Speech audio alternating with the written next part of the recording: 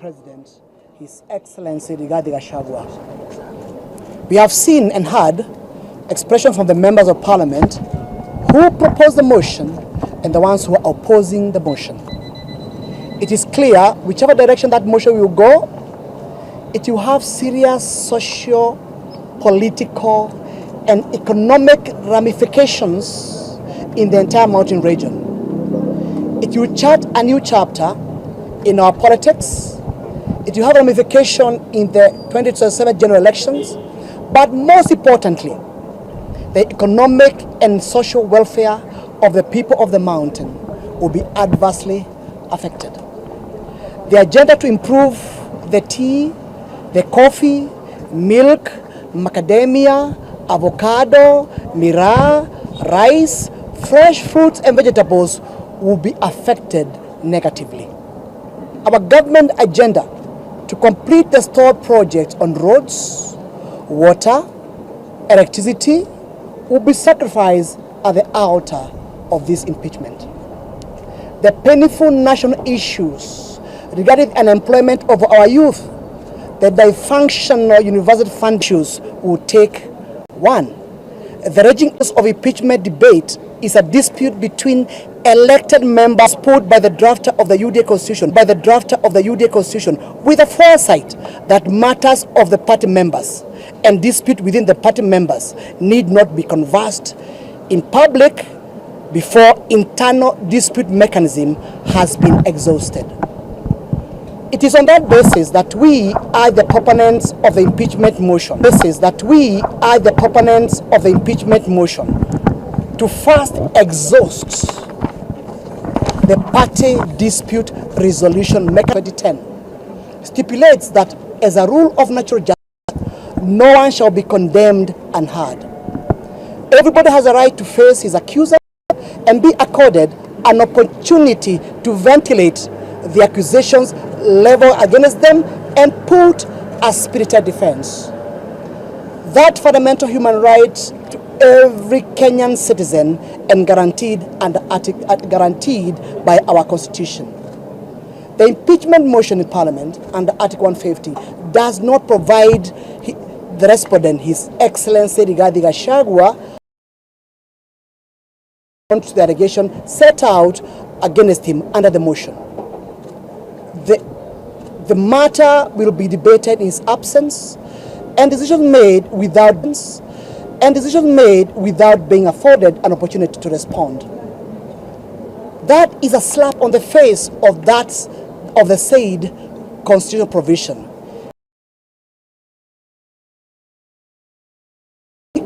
And beseeching our fellow members of Parliament to give the dispute resolution mechanism under Article 39 of the UDA party a chance.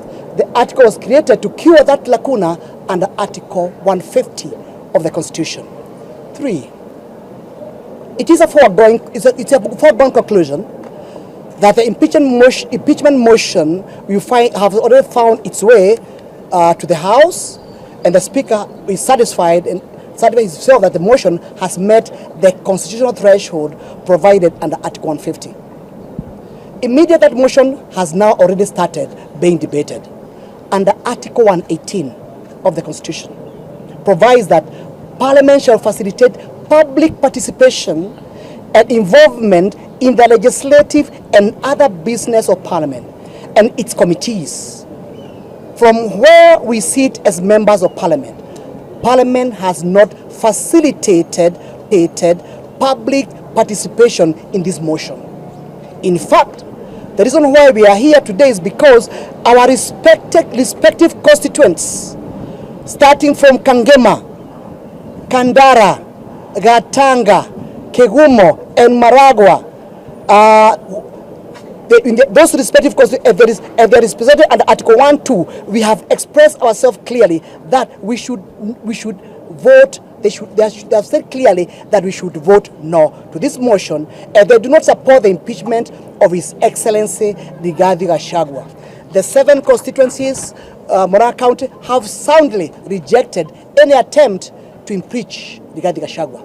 Having that in mind then, Parliament has not facilitated the public participation in the 290 constituencies of the Republic of Kenya before presenting the impeachment motion for debate. Therefore, this motion fails to meet the constitutional threshold as provided for by Article 118 of our Constitution.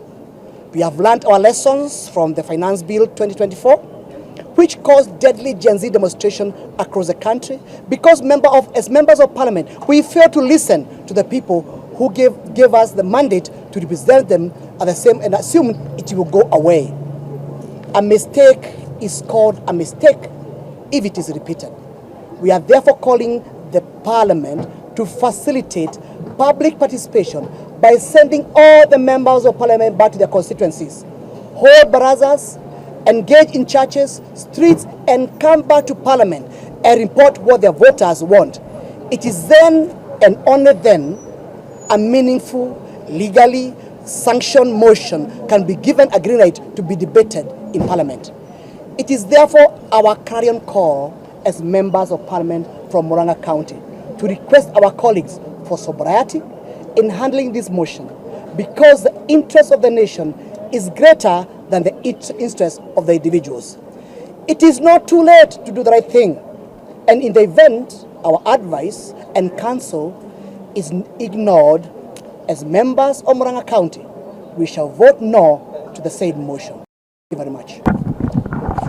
Signed by all members, starting from Honorable Mary Wamaua, Murang'a constituency, Honorable Wakili Edward Mureu, Gatanga constituency, Honorable Peter Kehongi, Kangema constituency, Honorable Joseph Munyoro, MP Kegumo constituency, Honorable Shegen Jogona, MP Kandara constituencies, and also signed by Senator Joe Nyutu, Murang'a County. Thank you very much. To add something little by saying that whatever has been led is a concerted effort to bring out our voices. Being the representative of the people from Murang'a County, we thought it is wise that we give out a statement, and as he has concluded, it is not yet late. The motion has just been tabled, and therefore the Speaker can guide that we go to our people so that we get their nod, since the Deputy President has been elected by the people of this Republic. And going against their wish shows some selfish interest, and this seems to be a calculated move. I want to bring you to the attention of the time that we had the impeachment of Rinturi CS Agriculture.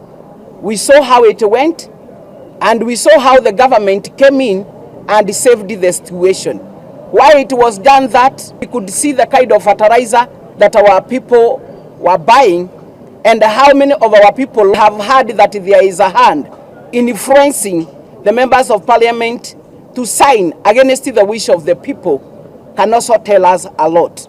Otherwise, I would say this is not how it was supposed to be handled, because as it has been led, the Article 39 of the UDA Constitution, the Deputy President was supposed to be subjected to the dispute resolution mechanism or committee so that he speak out, and then from there we go to the people as per to the members of Parliament who has been influenced in one way or another.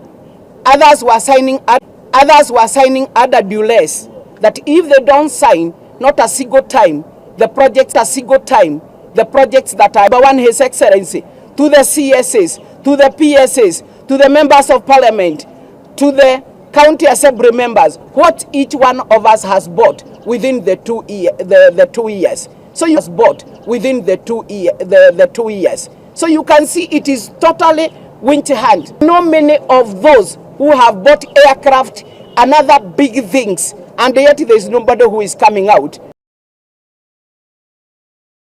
The president is to be hanged through the impeachment motion just because of calling unity for Mount Kenya, because there are always those who fear when Mount Kenya comes together. or else he's being subjected to the impeachment just because he called for 1 man, 1 vote, 1 shilling, or else for whatever else he has done. One time, one day, the history will fight its way. Very good. Chuto, say something. I want to add much, but just to ask His Excellency, the President of the Republic of Kenya, His Excellency William Samoei Ruto, that we know that he had and he still has the ability to stop this motion. Of course, I know that Parliament is independent, but of course, we do know that people listen to their party leaders.